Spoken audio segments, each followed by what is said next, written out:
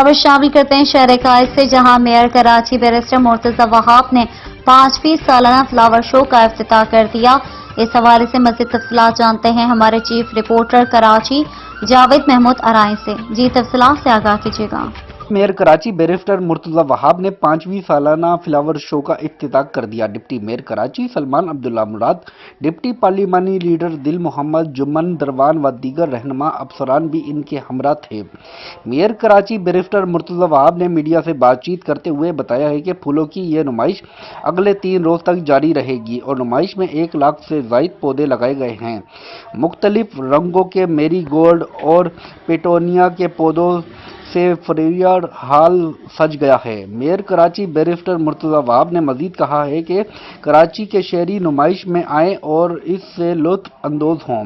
नुमाइश का मकसद शहर की रौनकों में इजाफा करना है। हम शहर की रौनकों में इजाफा करते रहेंगे।